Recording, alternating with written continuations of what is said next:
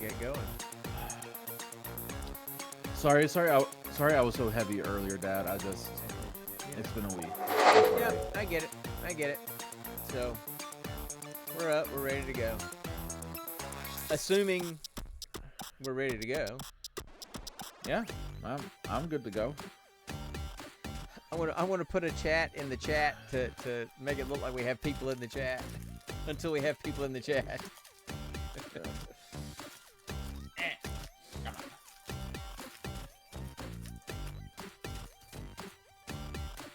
This is the... What in the crap? Why was this so hard to open? I have no idea what you're talking about. Pack of Reese's things. Stormy, one of our family advocates, she got a list of everyone's favorite snack. Oh wow. What's wrong? Wow. That got so loud I couldn't hear myself. What got loud? The music. Oh. Huh. It's not that loud. It got so loud I couldn't hear it. I couldn't hear myself. Oh, gotcha.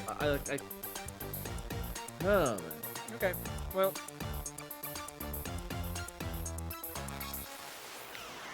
I'm ready when you are. Let's do this thing, Papa Bear. Okay, hold on one sec. Let me. Kind of like that music though. It's giving me Kermit vibes. It's kind of giving me Barb and Star vibes, you know?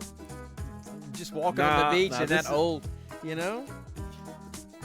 This is too country for that. This is way too country for that. Yeah, I guess so. If there was a bit more synthesizer and keyboard, maybe I could see it, because that was kind of like the era they kept on living in, you know? Yeah. But no. This is more like a country kind of vibe. See, you hear that? Yeah.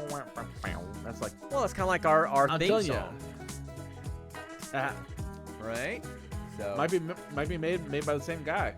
Maybe. I forgot to hit record over on Podcastle, so I'm about to do that. Get some good Reese's lip smacking in the sound. Sorry. No, I'm just playing with you.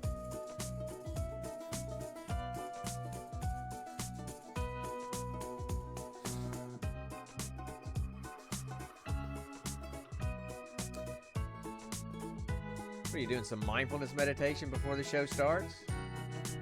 Apparently. Yeah, a little bit. Okay. Well, I can hear me. Can you hear you on the stream?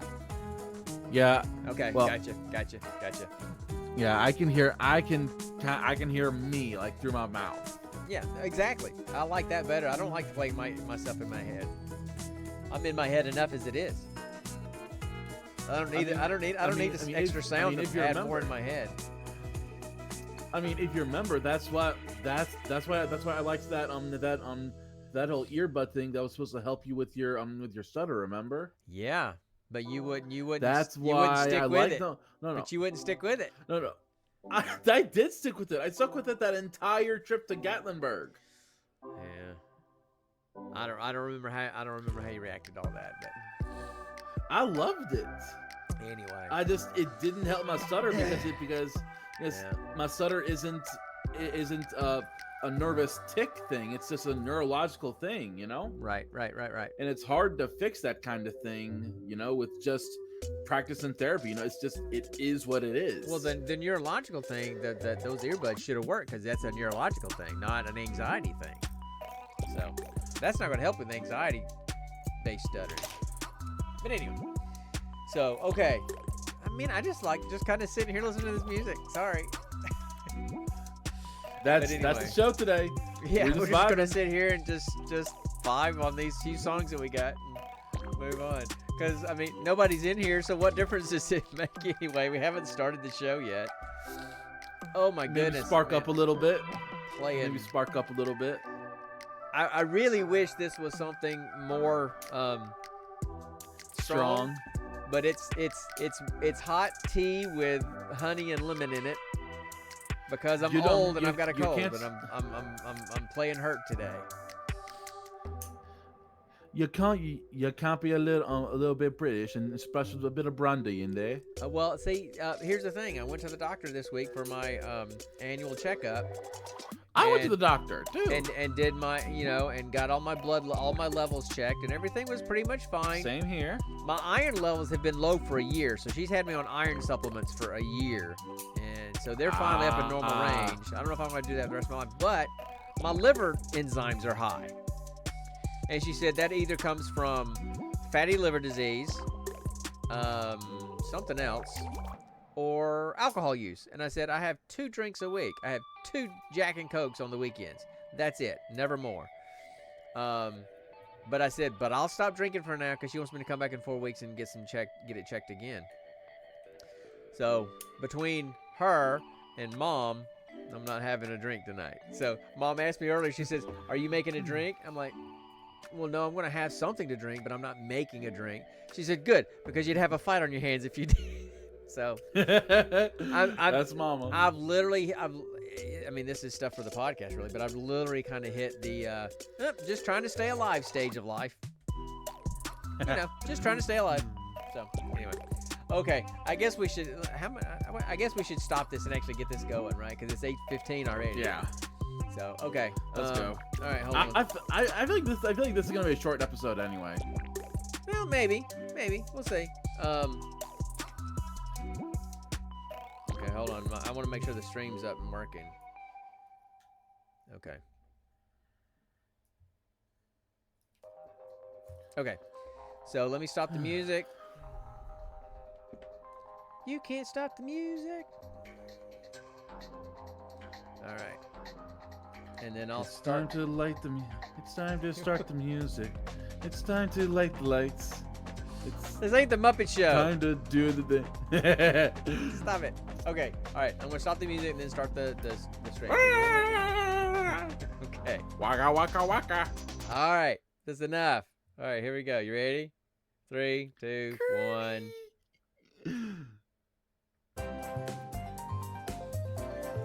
Oh goodness.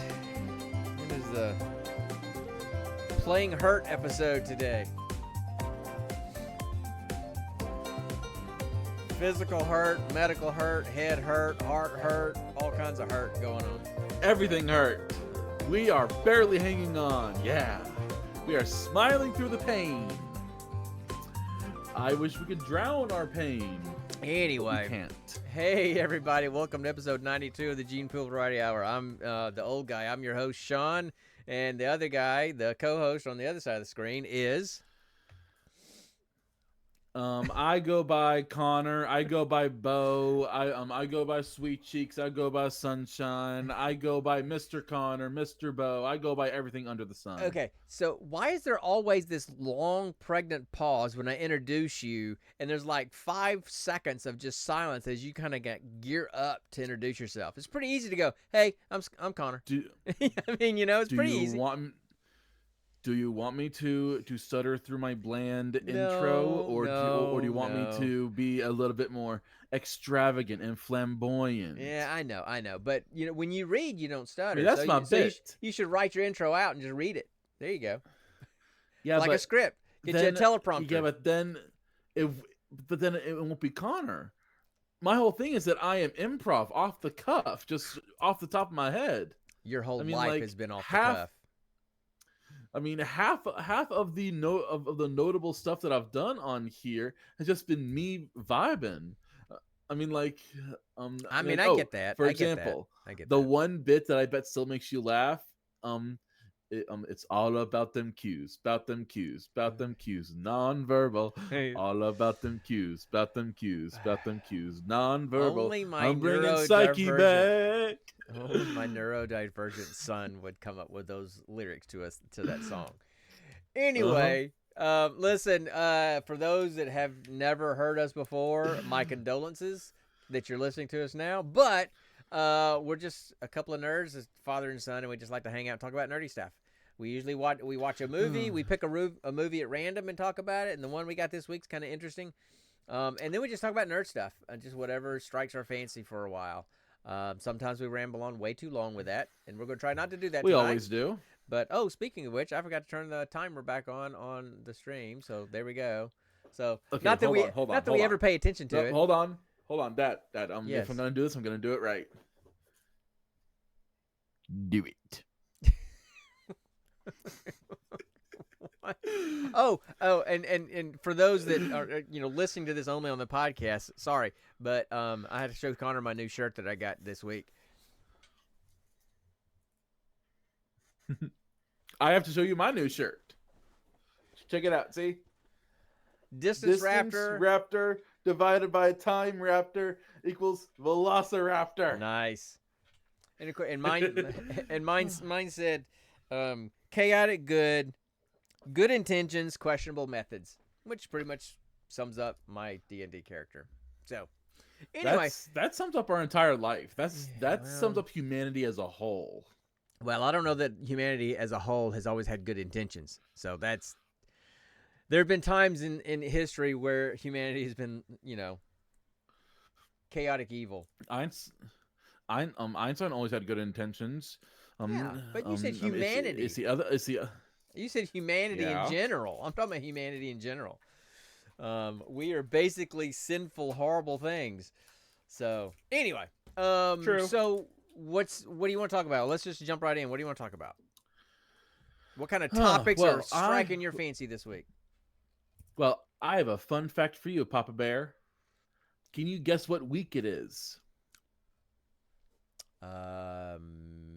May, the first full week in May. No. 2 weeks after your birthday. Holiday week. What week do you think it is?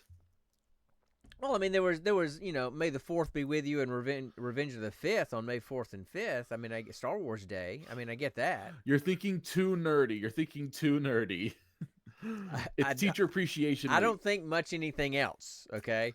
So, okay, Teacher Appreciation Week. That's awesome. Well, it's Teacher Appreciation Week. Yes. Well, that's nice. Mm-hmm. So all week go ahead. So all week we've been getting donations from parents of gift bags, goodies, food, all kinds of stuff. That's great. And and then Miss Tyler, my supervisor, she gave everyone a card with $10 in it.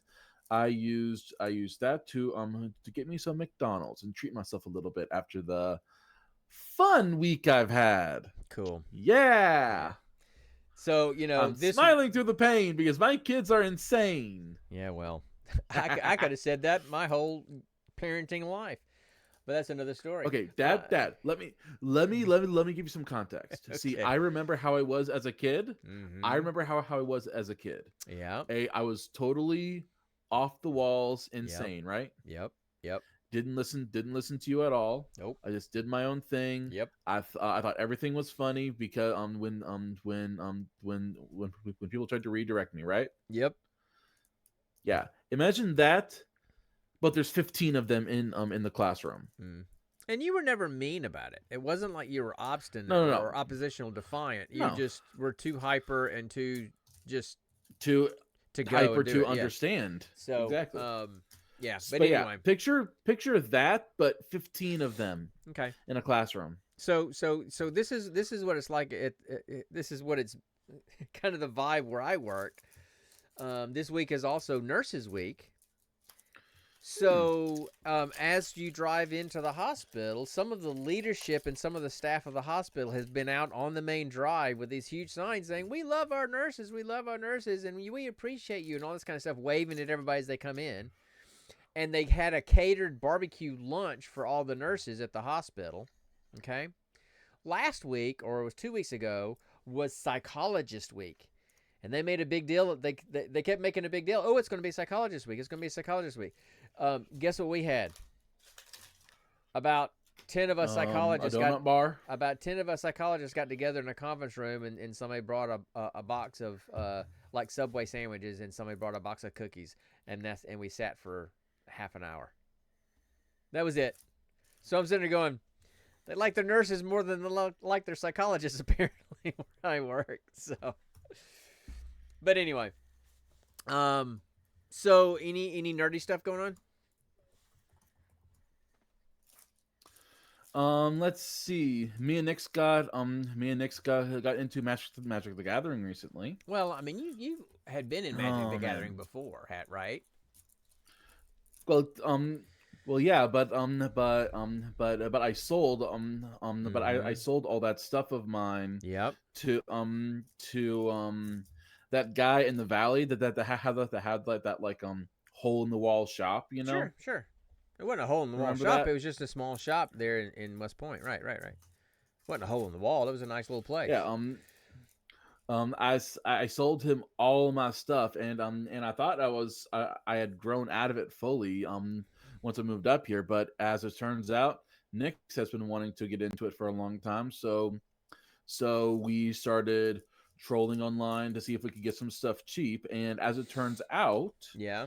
there was this guy at one of our local nerd shops. Yeah. Um, his his wife was doing this big overhaul of stuff, and so this guy was just getting rid of stuff that he hadn't touched in a long time, that he didn't Right. have the intention of using for a while, mainly because he was having a kid on the way too. Yeah. So so he was like, listen, I know how it is. Trying to get into this world, it can be expensive. just um just come to me, plead your case. I'll see what I can do for you. And the guy gave us two free full commander decks. Wow. Nice. For those of you who don't know, commander in Magic the Gathering means it's 100 card deck. Cool. 100 cards. Yeah. And one of the rules is you can't have any duplicates of a card in your deck of commander. So so so that just tells you the amount of diversity in these decks, that it's insane. Great. I mean that's great that somebody gave you those packs because I'm sure a commander pack would be pretty expensive if you bought it. Oh, we checked a fresh minted commander deck, like in the box with like all its bells and whistles and everything, Right. at at least $40. Okay. Well, not as much as I Yeah. thought it would be because of course I'm not a Magic the Gathering guy, so I wouldn't know. Yeah. But anyway. Okay, well, that's cool. Yeah. I So mean, that's been fun. I've just, we went and saw, me and Mitch went and saw Thunderbolts last Saturday, and it Oh, was phenomenal. Yes, you're about to say something? um, I I saw a clip of that Red Guardian scene. He had just saved a little girl from that falling debris, Yeah. and then the next second, shadow. Yep. Yep. Oh man, that made my heart sink. Oh, listen. So, Oh man. I'm not gonna do spoilers and stuff because it's only been out a week, and there's probably a lot of people that still haven't seen it yet. But I would say, and there haven't been a lot of, um, Marvel movies out lately, right? Not as many as there have been. They kind of slowed down on movies. They did finally admit, hey, we spread ourselves too thin, doing too many shows and all this kind of stuff. So they're pulling back, and they're going to just kind of focus on movies. They're going to have somebody else in MCU or in Marvel that's going to focus on TV shows, and they're going to put up maybe one or two a year, and they're just going to refocus on As the they movies. should have from the beginning. It As they was should have from Disney. the It wasn't beginning. Marvel's decision. It was Disney's decision to push all that Yeah. because they were trying to money grab, and then even Disney has Yeah. realized we went too far with this. So Mm-hmm. anyway, but I had just as much fun and enjoyed this movie, and was just as emotionally moved with this movie as I was with Gardens of the Galaxy 3. So I think this has probably been the best Marvel movie since that movie. So I mean, this one is just good on so many levels. I mean, look, it was your Marvel superhero movie. There was all the explosions and all the fun and all the action and this kind of stuff. And of course, it was Marvel, so there's plenty Hey, of funny stuff in between them. Yes. um, real quick. Nick's is about to pull up. I just got to unlock the door real quick. I'll be right Okay, back. then just go do it and don't have I to announce it on the stream. Just go. I'm sorry. I didn't want I didn't want to just disappear and you're like, okay, now he's going. You know. Yep. Anyway, so you So could have go ahead, just keep stuck your talking. finger up and walked. One of these days, I want to get him to learn about production with podcasts and things you talk about, things you don't talk about. We're being quite meta right now. Sorry. It's quite meta podcasting. Oh, and he left his headphones right next to his mic, so now I can hear myself echo, and you guys probably can hear me echo as well. So anyway, I want to continue to talk about Thunderbolts because he hasn't seen it yet, so this allows me to talk about it. It was just so good on so many levels that you know what? I'm going to wait. There's nobody here in the stream anyway, and I'm just going to cut this part out of the audio podcast. So we'll be back in just a few minutes.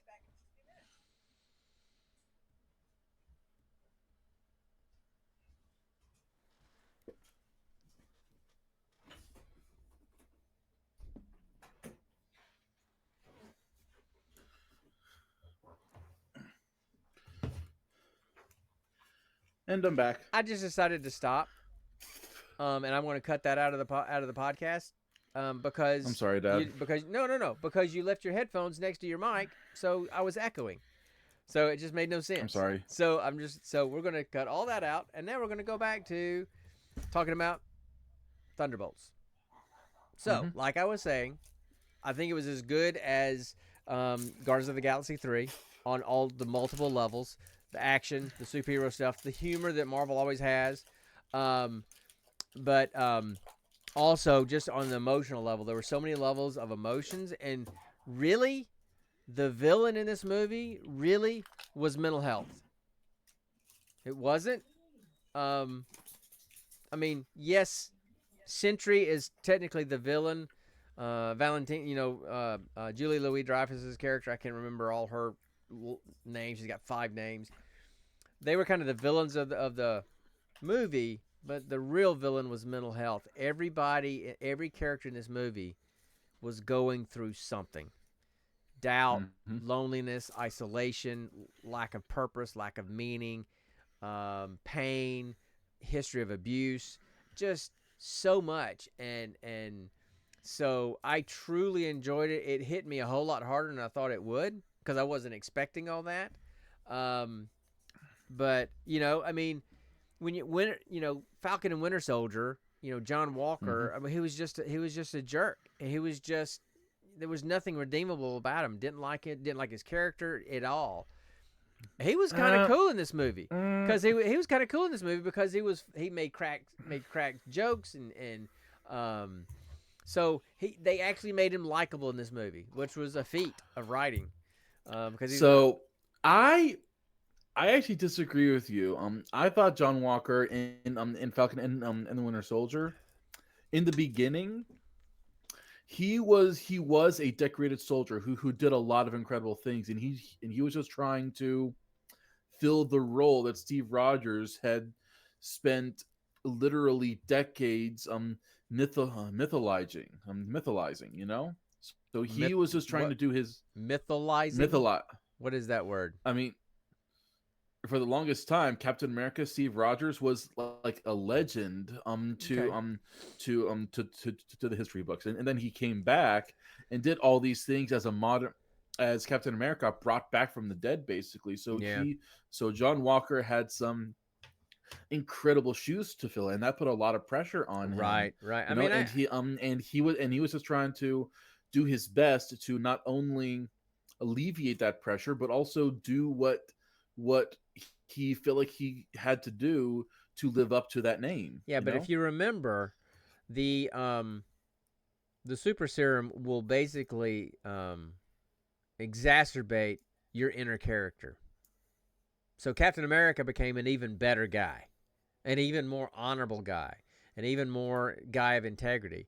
John Walker, yes, he did a lot of things, but there was a selfish, self-centered narcissistic streak in him that drove him to get all that stuff, right? Not just I'm a good guy. It's like I want to be the cool, biggest badass on the planet. I want to be that guy, right? And so the super serum. I didn't get that vibe from Oh him. yeah, so the super serum just kind of exacerbated that. So he was just, and his underlying anger, it made that worse. So anyway, so it, I'm not going to talk a lot about the movie because we're not really trying to review Thunderbolts, but it's definitely, especially because I haven't seen it. it's light years above what Brave New World was. That was a train wreck, if you ask me. Deadpool and Wolverine was great and it was fun, but it was just fun and kind of like fan, service. By It was fan service and it was just fun. But as far as a deeper multi-level movie, it wasn't. This one but definitely Deadpool was. is never going to be multi-level. No, it's not. It's not. Right. And so it's never. So it's going to be a fun if you're movie. looking for multi-level, I know. Deadpool is not the character for you. Right, and I get that. And so, it's the issue is that those movies are going to be fun, but they're never going to be a movie that's going to kind of hit you at multiple levels. This one did, and so that made it a really, really full, thoroughly good movie. So I remember you really and hold on, and Florence Pugh is the gift we don't deserve. She is just good in everything she does. She's fantastic in this. She plays the funny part. She plays the funny in it, and you're freezing on me. She plays the funny in it well. She plays the sad, despair well, and she does her own. You've seen probably in the trailer. You've seen that scene of her jumping off that building in the trailer. Yeah, that's the second tallest building in the world, and she literally stepped off that building. Of course, they had her. Like that's not special effects. No, she literally stepped off the edge of that building, the second highest building in the world, in I think Abu Dhabi. Yep. And of course, they had the safety harness CG'd out, so she didn't parachute down. That was somebody else. But the close up of her stepping off the building, she literally did that. And at first they had it written for her to do it. And then all the insurers of all the production people go, oh no, we don't have enough insurance money for that for our biggest star to do something like that. And she fought to do it, and she ended up having to do it twice. So she stepped off that building twice, and I'm like, all right, you got some balls, girl. Balls the size of church bells, of bowling balls. No. I was gonna say bowling balls, but okay. Reverend, you got balls the size of church bells. You don't know what that movie's from, do you? It sounds familiar. What's it from? Dragnet. Dan Aykroyd, Tom Hanks. No. It's a line from Dabney Coleman. Reverend, you got balls as big as church bells. So anyway. So Dad, I have a question. Sure. So I remember you loving the movie The Eternals, right? Well, you have a poor memory. No, you loved it if it was a separate entity from the Marvel. Nope. No, that's what you said. Nope, I did not. I never said that. I said as a Marvel superhero movie, I did not like it at all. If you went into the movie looking at it as a drama, like a deep relationship drama whose main characters happen to be superheroes, and you looked at it from that point of view, it was better. Still was not one of my favorite movies at all. No. What movie am I thinking of? I have no idea what you're talking about. It's just you making up more memories. I don't know, because it certainly wasn't me. It must have been somebody else. So no, I mean, it's absolutely worth seeing. If you don't get to see it in the theater, man, you got to watch it at some point. It's one of my favorites. Now, and there goes Connor. So Connor just dropped. No, Dad, I'm here. Okay, well, your camera disappeared, so I don't know what happened there. So it was nothing. This is just going to be a really fun, high-quality show tonight, apparently. So we're having all kinds of quirky issues. Okay, so moving on. Anything else going on? I mean, I'm super jazzed for, they had the live stream update on the new expansion for Destiny that's coming out in July, I believe, called the Year of Prophecy. It looks really cool. They added a new thing called Rite of the Nine this week, where you can basically play 3 dungeons, and almost at 3 different levels to kind of teach you how to play those dungeons. So that's kind of cool. So I'm really excited about that. But the thing I'm most excited about is Borderlands 4 coming out in September, because Same. that's like bread and butter for me and you, you know. And everything seems like it's going to be better, bigger, faster, everything, right? I think that there's the four heroes, the 4 Vault Hunters. They've already basically said there's going to be 2 more that are going to come as DLC already. They've already mentioned that. So I'm super excited about that. They've added 3 new gun manufacturers, so they've added even more gun manufacturers, and they've added the feature where certain guns will drop that are a mixture of different gun manufacturers. So you might have a gun that you can throw to reload, like TDR, that has the shield of Hyperion, or it's going to be a mixture of guns. So it won't be just all Hyperion or all Jacobs or whatever. You might find some that are actually a mixture of features from all the different gun manufacturers. So that's kind of cool. That sounds awesome. It's really cool. So they say that the skill trees are much more in depth, and so it just looks really, really cool. So I'm super excited about that. And I watched a little bit of that live stream panel today about it, and they put out some kind of shift code for keys, and I think Randy Pitchford, he said it's for like 75 keys. For like what? He said this code, and I haven't put it in yet, but he said this code is for like 75 gold and diamond keys for Borderlands 1, 2, 3, Tiny Tina's, Borderlands 4 when it comes out. So it's like this huge code. So I took a picture of it. So yeah, please send that to me. Send that to me. I will. Send that to me. I'm probably not going. Well, I don't know if I should put it in now, or if I should put it in, because I don't know if it'll lock out keys for Borderlands 4 if I wait. Anyway. So I'll check that out. Oh, but Dad, so listen. You haven't been doing this recently, have you? Putting in no, I haven't. I haven't. So they recently updated it. One code works for all the games. You put in the code in Shift. If the thing gives you the options of those games, and then you can just resubmit the code until you do it for all the games you want to do it in. Oh, okay. Yeah, but see, I don't know if you can put it in for Borderlands 4 if Borderlands 4 is not even out yet, and I'm afraid that the code will be expired by the time Borderlands 4 comes out. That's my thing. Yeah, but if you go ahead and grab it and use it, you can then still use it to get it for all the other games that you still enjoy playing. Well, true. So true. You'll still get something out of it. Yeah, true. I gotta pull up and pull out Borderlands 1 and 2 and see if I can still download them from my account. But anyway, so I've started playing. I tried one. I could not get into it. Mainly because I had started with 2, and then when I tried to play through 1, I saw everything they had fixed from 1 in 2, and I couldn't downgrade to play through 1, so I just ended up watching videos to get the lore and everything from 1, so I can stay caught up with everything. Yeah. Well, anyway, so I finally finished Indy. I talked about that last time. I started playing South of Midnight. It's really good. It's not going to be that long of a game, but it'll be a nice little game to play.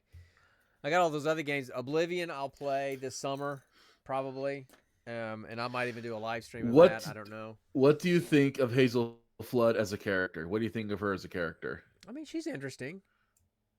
I mean, it's not your typical main character for a game, and so I think that's good.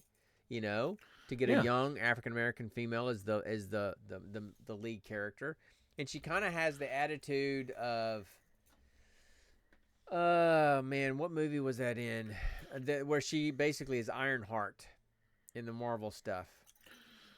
That would be the third Black Panther movie. Yeah. Well, actually, technically the second Black Panther movie. Yeah. So, I don't think Black Panther had a 2. Anyway, so no, kind of her attitude, that she reminds me of her. But kind of put through a Southern filter. Right.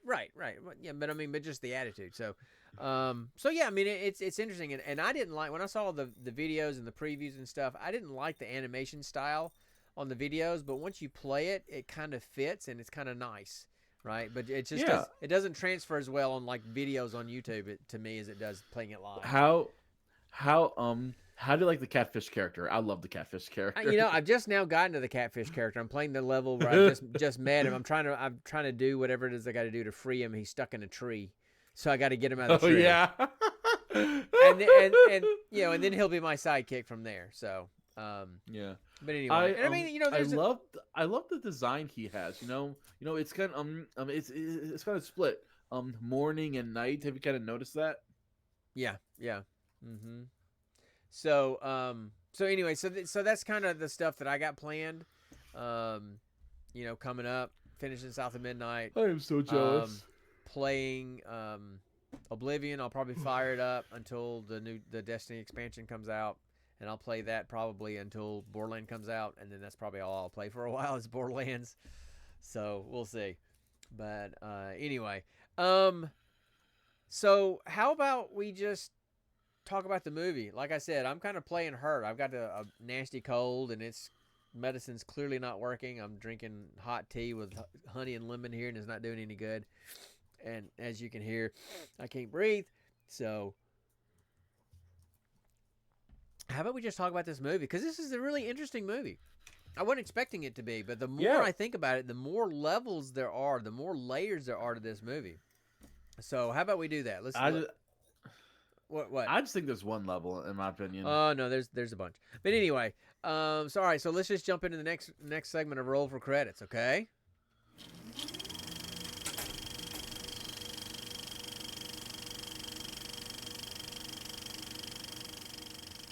All right. So the movie we watched this week it's called Cat Person. Yeah, a movie from 2023 called Cat Person. It's based on a 2017 short story called Cat Person by a woman named Kristen Rupinian. I'm sorry for butchering that. And it was published in the New Yorker. And it said, and the thing that I saw was that it was kind of written as a response to the whole Me Too movement that was going on then about, sexual abuse and sexual assault and sexual harassment and everything.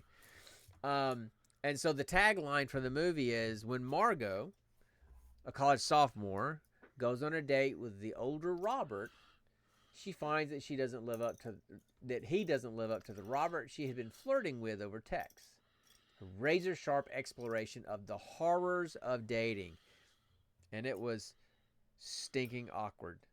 It was awkward. Especially that one scene. So it stars Amelia Jones as Margot. It stars Nicholas Braun as Robert. Those are the love interests in the movie. And then it also stars Geraldine Viswanathan. I'm butchering that too, I'm sure. And she plays Margot's best friend, Taylor. Okay? Now, did you know? Well, we'll get to that later because I don't think you do. So, I don't know a lot of stuff. My head is empty. The woman who directed this also directed The Flight Attendant, which is that show with Kaylee Cuoco, where she's a flight attendant, but then it ends up becoming a spy. And then she also directed The Spy Who Dumped Me, which is Mila Kunis and I forgot who the other person. Kate McKinnon. And they kind of are normal people become spies. So she's used to kind of doing movies about women who can become strong characters. So I thought it was kind of cool. And the movie is classified as a psychological thriller, a comedy, a drama, and a mystery. All four of those are listed in the categories for this movie. And when I first saw that, I went, what? And then I watched the movie and went, yep, that makes sense. Yep, I can see every one of those.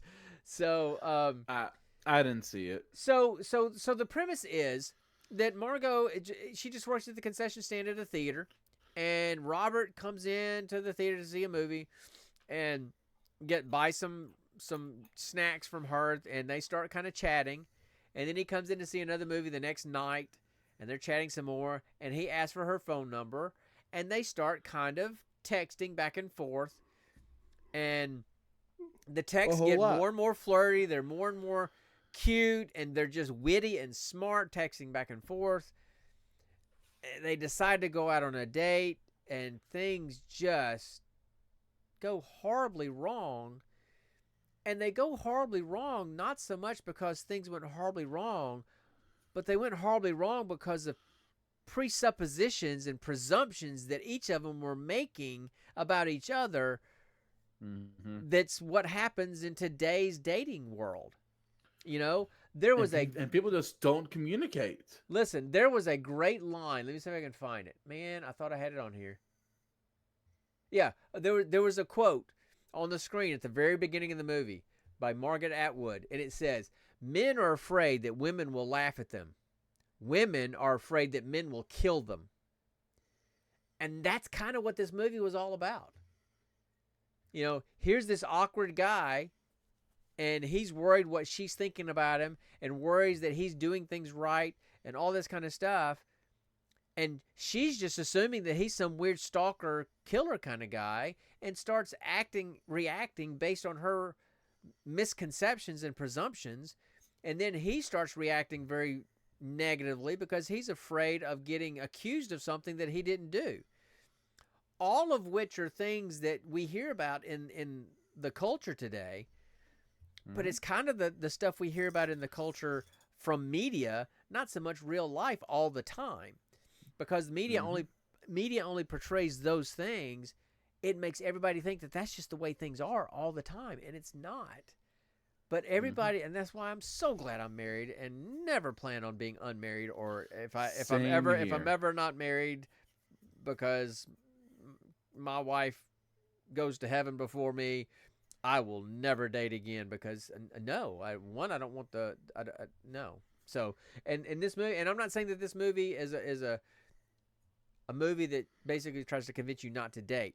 It's just showing you what the risks are and what the risks are when you make all these assumptions based on the things you see around you and what people say. So, so there was a lot of things going on, right? You know, they went on a date, and it was kind of awkward. They went on a couple of dates. Yeah, well, they went on the first. Well, the first date was kind of, he came over to the lab on campus where she worked, brought her some stuff from 7-Eleven. That was kind of their first date, and then things went bad there. And at one point, they're in like a storage room, and the door closes and locks them inside. And she freaks out because she assumes that he closed the door. She assumes that he did it to attack her. And so she kind of daydreams him attacking her when that was nothing going on, right? So she's already making assumptions and jumping to conclusions that he's out to hurt her. There's another time when they're driving in the car and things are kind of quiet because things were kind of awkward. And she starts daydreaming about him attacking her again. So she's already priming the pumps in her brain for this to happen. Yeah, exactly. Okay, now he's at fault too. You know, I mean, I'm not trying to put it all on her because I saw a review of this movie today by a female reviewer, younger college-age female reviewer on YouTube, and she pretty much laid all the responsibility on Robert being the bad guy for everything, and even so much so as kind of intimating that when Margot sneaks into his garage to put a tracking device on his car, that she was justified for doing that. And I'm like, what? You're right. So anyway, so they go on this second date. They go see a movie, and he takes her to see Empire Strikes Back. There we go. Okay, he takes her to see Empire Strikes Back, and she hates Star Wars. She doesn't like it, and he's so into it, and he's showing her. He's like, you know, he's into Harrison Ford. Harrison Ford is the perfect level of cool, he would say, right? And there was that scene between Han and Leia, and he's just so into it. And he saw it as a romantic movie because of Han and Leia in Empire Strikes Back. And she didn't see it at all. So they just said, okay, well, let's just go to a bar. So they go to a bar, and then she can't get in because she's only 20. And that's when he finds out she's only 20. He thought she was older than that because she said she was, you know, a sophomore in college or something like that. So he assumed she was at least 21. And she wasn't. So he got a little mad about that, but then they calmed down, and then he kissed her, and it was a really nasty, awkward kiss, which clearly showed at that point. And he was kind of socially awkward the whole time. And then when he kissed her, and it was like this gaping, wide open mouth kiss, kind of like Ace Ventura and Dumb and Dumber when he kissed that woman. He just opened his mouth as wide as he could and just engulfed her face with his mouth. This is kind of what this guy did, and it was sloppy and nasty and just made you wince watching it, which at that moment showed you this guy doesn't have a lot of experience with women. You know, he doesn't have dating experience. He doesn't have experience kissing women, those kind of things. So he's socially awkward and just trying to meet somebody. And she thought it was sweet how awkward it was. So they decided to go to some other restaurant or place where she can get a drink somehow. I guess he buys them, or those people let her in. She has a few beers, and she decides she's going to go back to his place and sleep with him. And they get back to his place, and they start going at it, and he is completely just rushing through things, trying to take things off. He's completely awkward. And at that moment, she's going, okay, this is kind of weird. This guy doesn't know what he's doing, all this kind of stuff. And she's talking to herself. And and then at one point, she starts imagining that there's another part of her. There's another her in the room talking, and they're talking back and forth. And she's like, okay, this was consensual. She went back there because that's what she wanted. So it was a consensual thing to start with. She started to change her mind when things were so weird.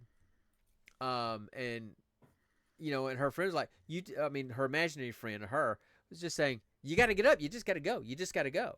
And she was like, but he's nice and he's sweet. And I just feel bad if I do. And so that conversation that she was having with herself was a great example of, even in situations that may begin as consensual, there's dichotomy and there's conflict and there's confusion and there's doubt, even in the context of consent, which is the big thing today. It's got to be, consent. That scene showed that even within consent, there's some difficulty.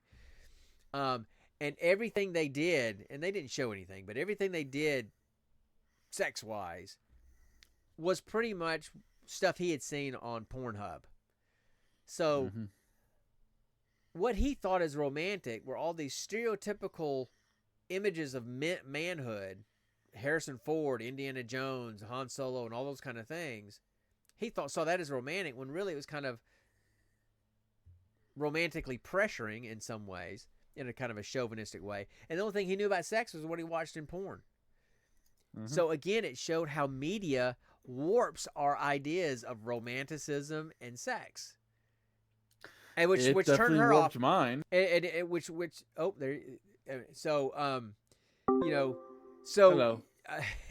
So he was warped by that. She was warped, feeling like the whole world was dangerous. By the way, her roommate was like a moderator on a Reddit channel, a bunch of Reddit channels that were like super hyper aggressive, feminist and aggressive towards men, and all, kind of like the she-woman man-haters club kind of stuff. And so she had all that in her side and all the media that she saw, and so she saw men as dangerous, even though she kind of didn't want to. And so those misconceptions of men and women on both sides were just screwing up the chances of this relationship. And so she got out of there. She got back to her place and was talking to her friend, and her friend grabbed her phone and just texted him, says, I don't want to see you anymore. Don't text me anymore. And, Margot wanted to let him down easy, but her friend did that. And then that's when things started to get kind of dark. They didn't talk for a while. He kind of took it okay. But then one night he started texting her, and then it got harassing and threatening and calling her a whore and all those kind of things. It's because he saw her at a bar. It's because he saw her at a bar doing a birthday thing for her friend. Right. But just because he saw her at a bar didn't give him the right to say, is that the guy you're fucking now? Sorry, I didn't mean to say that word. Sorry, I'll bleep that out. Dang. I didn't mean to say it. I honestly didn't mean to say it, but that's what he said in the text. I need to bleep that out. That just slipped out. But, it slips out for me too, and you get all of them in hip pocket. I know. And I apologize to people, and I will bleep that out. I'm going to look at their timestamp, and I'll bleep that out, because I didn't mean to say that word. Because I don't say that word. You work with veterans all day. You must hear it at least 10 times an hour. Oh yeah, I do. Which makes it hard not to say it because it becomes just your vernacular, right? So I have to work hard at Exactly. not using that word. You're absolutely right, but it's not a good word to use. So anyway, so yeah, he starts accusing her of things and kind of in a threatening way, and then she's at work one night and she sees him and it's standing outside his car outside the theater. She calls the police, and the police say, "So did he come inside? Did he say anything to you?" She's like, "No, he stood outside and stood outside his car." Well, then what did he do? Well, he got in his car and he left. He didn't say anything to you? No. He didn't do anything to you? No. Then he didn't do anything illegal, you know. Um, Mm-hmm.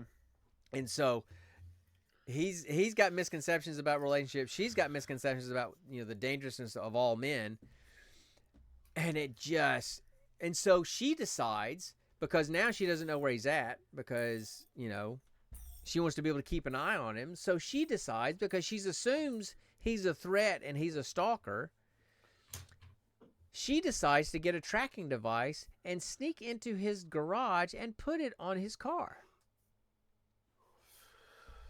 Oh, and I forgot to tell you that after they had sex and they were laying in bed, she found out that he was 33.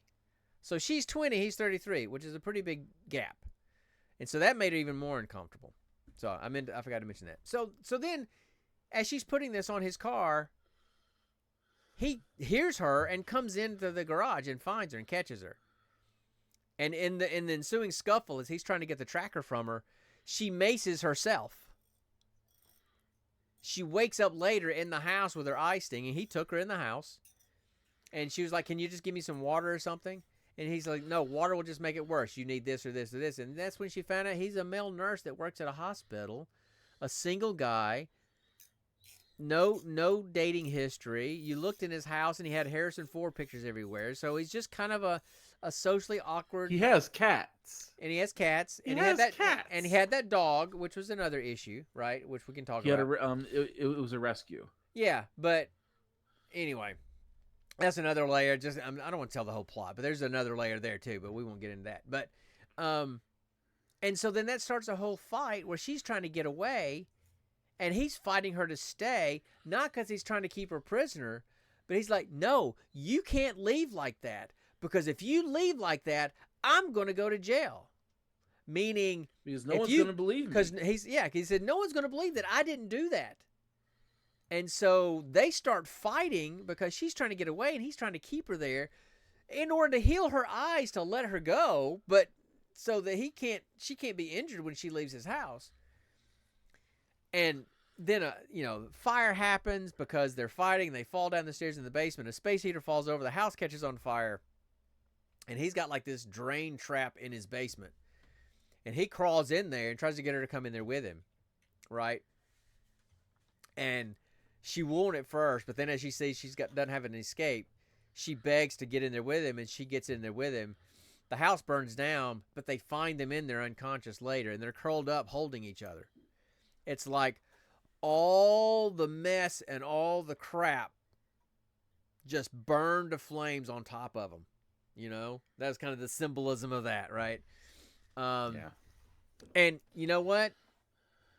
And he got a new job and he moved across the country to get as far away from her as he could, because he was scared.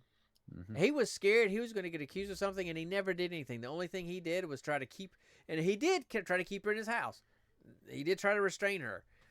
But the reason why he was doing that, because he didn't want to get accused of hurting her when he did nothing to hurt her.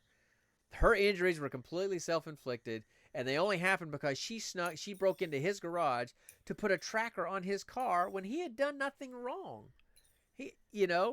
And so it just showed how warped the dating scene must be today. I've been married for 35 years. I haven't been in the dating scene for that long, right? I can't imagine what it must be like in the dating scene today. If everybody's running scared like that, and everybody's basing their opinions of the opposite sex based on what they see in the media, my goodness, no wonder nobody's getting married these days. What's up, Mitch? So, it's just, it doesn't make any sense why. What would make things better we got rid of media, if we got rid of social media, and we got rid of that stuff, and people started meeting and talking to each other and learning how to talk to each other again. They don't know how to do that anymore. Man, this was a scary movie for somebody that's in the dating scene right now. I can imagine, right? But it just had so many things on so many levels, you know. And you know what? Here's the thing: do you know the only couple that was normal in that movie? The couple that did all the singing and Yes, were in yes, drama. the musical theater couple, because they I weren't. don't think they were a couple. Oh, they were. They talked about it. They talked about singing, and they were kids. I could have swore that guy was gay. No, they said that they met in musical theater and then they fell in love. They talked about that. So obviously you missed that scene. I guess I did. So they weren't into all the social media and the Reddits and all those kind of things. They were in a musical theater. They met in theater where they're in plays interacting with people all the time. And even though they were really quirky, nerdy musical theater characters, you know, they were the most normal people in the movie because they didn't get caught into all those traps of things. They tried to see the good in people, right? Instead of seeing the potential evil in everybody. So that was kind of funny to see. And I thought about that later in the afternoon. So anyway, so it's a really cool movie. It's interesting. At first, when I first started watching, I'm like, I don't know, man. But it's a movie that the more you think about it, the deeper, the more layers there are to all this, and the more of a really clear commentary it is on that whole nasty scene. So I'm good. I'm good. I'm going to either be, you know, married or a widower. that's all it's going to be. Those are my two options, or dead. I guess three options. You know. So all right. So I talk way too much about that because I really kind of, as a psychologist, I was kind of digging all the different levels and stuff. So I kind of went off on that. Tell me your thoughts, because you said you only saw like one level, and I saw multiple levels. So what layers did you see?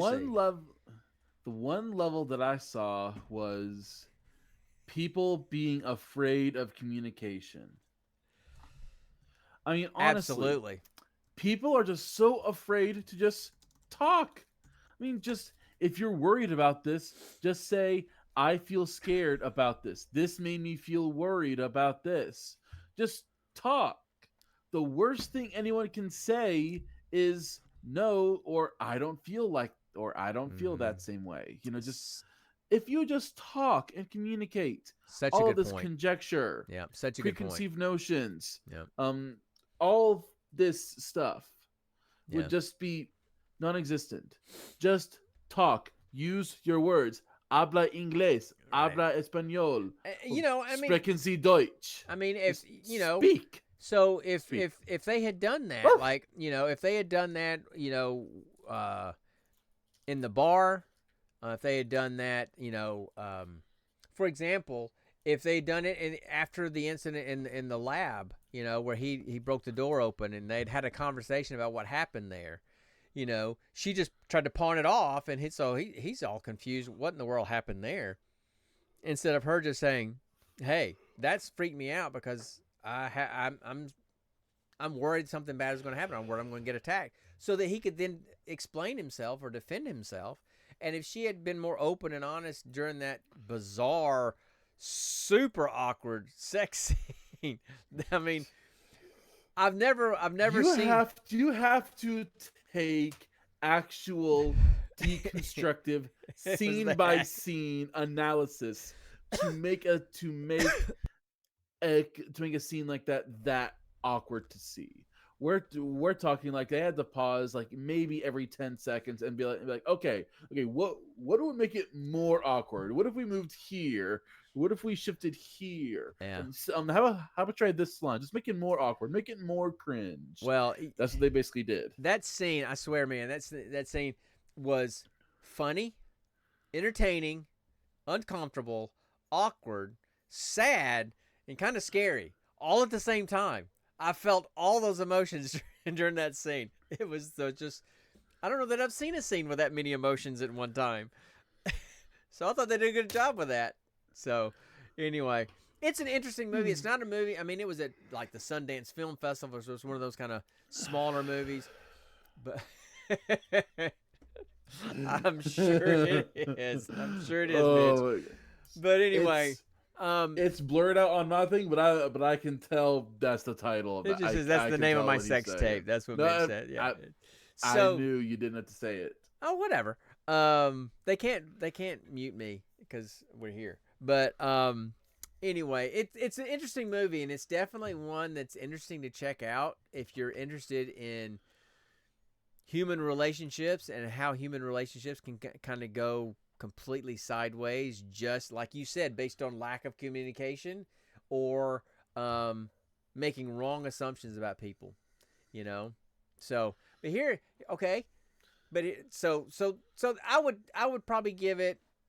I'd probably give it a 6 or 7 out of 10. You know, I mean, I wouldn't. It's not a movie I would seek out to go see, but it's one of those movies where that wasn't bad. I mean, I wasn't I just miserable watching it like some other movies we've watched, but I just I don't know.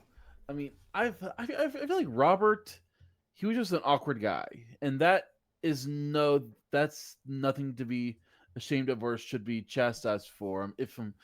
Um no. if anyone should put me at Well, the top of that list. right. I mean, Put me at the top of that that just list. shows that people. It's like, and this is what I've heard from men that don't date or choose not to date. They're like, there's no way, because they say they want somebody that doesn't play games, but then they keep playing games and they want the smooth talker.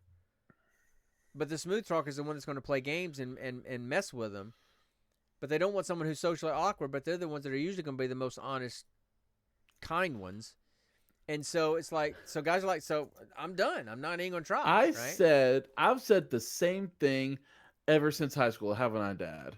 Mm-hmm. Girls say they want the nice guy, but they want the nice guy who also looks like a J. Crew model, or at the time Right. looks like a sparkly vampire or a shirtless tanned up Wow. werewolf. Yeah, that was back then, not now. You know? Okay. Yeah. So,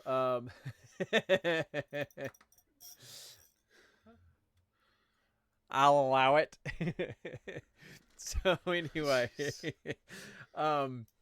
so there's some superhero links to this in this movie. Did you know that? No, I didn't. Okay. Do you know who Robert is? The guy that plays Robert. What was his name again? Let me pull that up here again. Nicholas Braun. I'm guessing he's the guy in Marvel. Nope, he's not in Marvel, but he was in a DC? superhero movie. He was in Sky High. Who was? He was the blonde one that could. High? He was the blonde one that could glow. That's him. That's him. That was the glow guy. It was the glow guy from Sky High. Yeah. When I first saw him, I'm like, he looks familiar. His body language, his voice sounds familiar, and also went, it's the glow guy. Oh, Dad. Fun fact. Yeah, go ahead. Do you remember Caitlin Frost from Flash? Sure. Did you know she was in Sky High?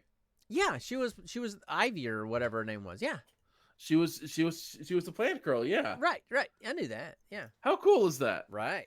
Okay. Anyway, wasn't Kurt Russell the dad? Yes. Wasn't Kurt Russell the dad in that movie? Yes, he was. Okay, but I've got another more recent superhero connection, and the superhero connection to another superhero movie we were talking about earlier tonight.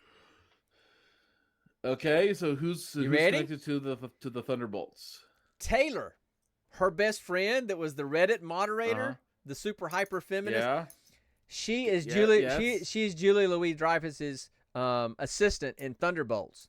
And there are some talks that she's going to become Songbird or something in the Marvel universe or something like that. I don't know who that is. I don't either, but I mean, they're just, and I may be wrong about the so specifics. many heroes are based off birds. So, and I could be wrong about that one. It may be a different. I forgot who I heard, but it was. So there are talks that she may be eventually become a superhero in the MCU. So you got 2 out of the 3 main characters in this movie.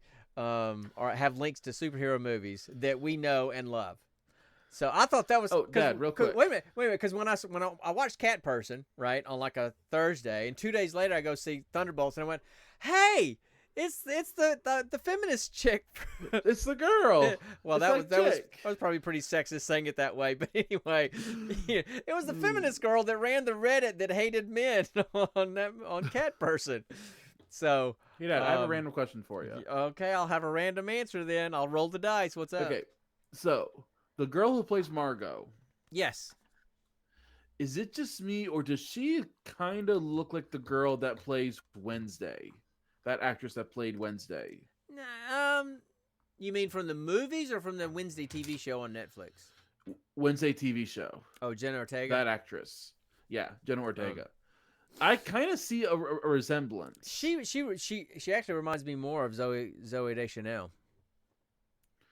I don't see that whatsoever. Her eyes are too small. She apparently she was the main character in a movie called Coda, which I think won the Academy Award a few years ago. I don't watch too many movies that ended up being on the Academy Awards list these days, so I never saw it. But it's about Zoe was, or the girl that played Margot was? The girl that played Margot. So anyway, okay. So I mean, look, most people that will listen to this podcast, the few that do, or the few that pop in here, thanks, Mitch, are not going to go watch this movie, but it's definitely one worth checking out. You know, it's kind of interesting. So anyway, so that's our thoughts on Cat Person.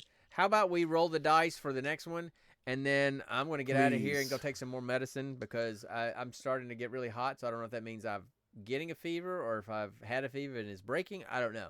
Or if I'm just in the hot attic. I have no idea. So, and I still can't I'm going to go to sleep. So, all right. So let me roll the dice. All right. And let's see what we got. All right. Do it. All right. As my nose keeps running. So, okay. So we rolled a 14, which will be Netflix. So we'll pick something off of Netflix. And then I rolled. Netflix is always good. I rolled a 9, which that will be the sci-fi category. Okay, finally. All right. And then I rolled an 80. So let me go scroll down the sci-fi movies and find the 80th sci-fi movie on Netflix, and we'll see what that is. I'll be right back.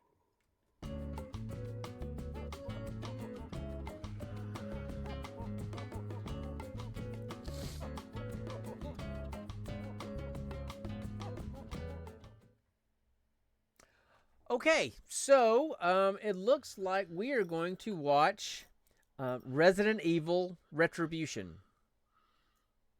which is movies based off the video game Resident Evil. I don't think I think Retribution is, I don't know, second or third. Second or third movie, so it's definitely a sequel. And Mitch goes, yes. We should probably watch the other. So I'll probably watch the other ones prior. I'll probably watch the other ones just for the heck of it. But yeah, so we're watching Resident Evil Retribution next week, or the next time we have a show, because lately we've been kind of going about every other week. So we'll see. Hopefully it'll be next week. As a matter of fact, Connor, it probably needs to be next week because the next 2 Fridays I'll be unavailable. Because the next Friday, the 23rd, will be the day before I fly out to California, and the next Friday I'll be in California. So so we'll definitely try to push it in for next week, and we will hang out and talk about Resident Evil Retribution and see what's going on there. And definitely we already have a fan that's ready for that.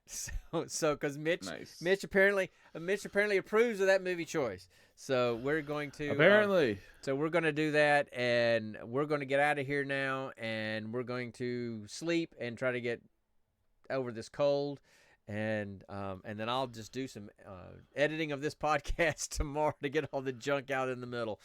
So thanks, Mitch, for stopping in. Thanks, folks, for listening on the podcast. Y'all take it easy. Have a good week. And always remember, stay nerdy, my friends.